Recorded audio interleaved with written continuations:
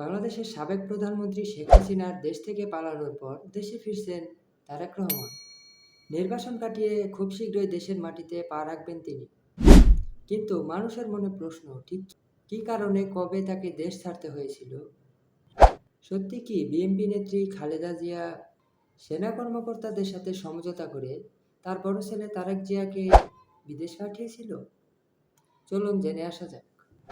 বাংলাদেশ জাতীয়তাবাদী দল বিএনপি এবং তার সহযোগিতাবাদী দলদের উৎসাহ, অনুপ্রেরণা ও সাহস দেওয়ার আরেক নাম তারেক রহমান, যিনি প্রায় দীর্ঘ ১৬ বছর ধরে দেশের বাইরে রয়েছেন। কিন্তু আসলে মূলত কেন তিনি নির্বাসনে আছেন, এটা অনেকের অজানা। ১৯৬৫ সালের ২০ নভেম্বর তারেক রহমান জন্মগ্রহণ করেন। তার পিতা জিয়াউর রহমান ছিলেন বাংলাদেশ স্বাধীনতার অন্যতম সংগঠক ও সাবেক রাষ্ট্রপতি। তার মা ছিলেন বাংলাদেশের সাবেক প্রধানমন্ত্রী বেগম খালেদা জিয়া। বিএনপির এই নেতা শিক্ষা জীবনের শুরুতে শাহীন কলেজ ঢাকাতে পড়াশোনা শুরু করেন। এরপর সেন্ট জোসেফ কলেজ এবং ঢাকা রেসিডেন্সিয়াল মডেল কলেজ থেকে মাধ্যমিক পড়ে উত্তীর্ণ হন। এরপর তিনি আদমজী ক্যান্টনমেন্ট থেকে উচ্চ মাধ্যমিক পাশ করেন।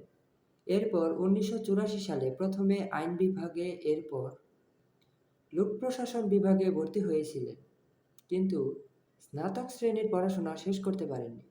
এরপর তিনি পেশা হিসাবে ব্যবসাকে বেছে নিয়ে বস্ত্রশিল্প ও নৌ যোগাযোগ খাতে অর্থ বিনিয়োগ করেন। বিএনপির বগুড়া কমিটির সদস্য হিসাবে শুরু হয় তারেক রহমানের রাজনৈতিক জীবন। ১৯৯১ সালে জাতীয় সংসদ নির্বাচনের আগে তিনি তার মা খালেদা জিয়ার সহচর হিসেবে সারা দেশে নির্বাচনী প্রচারণা চালান।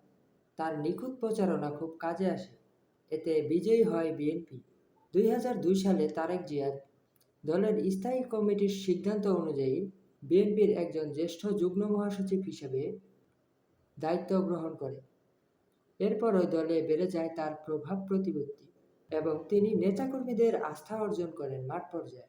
দলের একজন দক্ষ সংগঠক ও সক্রিয় নেতা হিসেবে পরিচিতি লাভ করেন জনগণের মাঝে।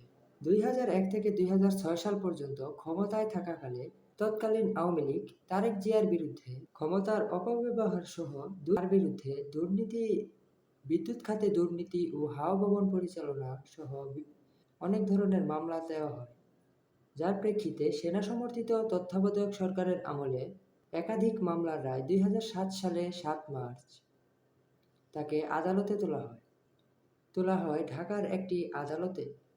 নানাবিধ মিথ্যা মামলা দিয়ে তাকে আদালতে তোলার কারণে বিএনপির নেতাকর্মী সহ দেশের সাধারণ জনগণ চমকে গিয়েছিল। তাকে জিজ্ঞাসাবাদের জন্য ১০ দিনের রিমান্ডে নিয়ে অমানুষিক নির্যাতন করে। তারেক জিয়া গ্রেপ্তার হওয়ার প্রায় ৬ মাস পরে বেগম খালেদা জিয়াও গ্রেপ্তার হন। বন্দী থাকা অবস্থাতেই বেগম খালেদা জিয়া সেনাবাহিনীর ঊর্ধ্বতন কর্মকর্তার সাথে মুক্তির বিষয়ে সংলাপ করেন। খালেদা জিয়ার সঙ্গে দর কষাকষির এক পর্যায়ে সেনা কর্মকর্তারা আরাফাত রহমানকে মুক্তি দিতে সম্মতি প্রকাশ করলেও তারেক রহমানের ব্যাপারে ছাড় দিতে রাজি হননি।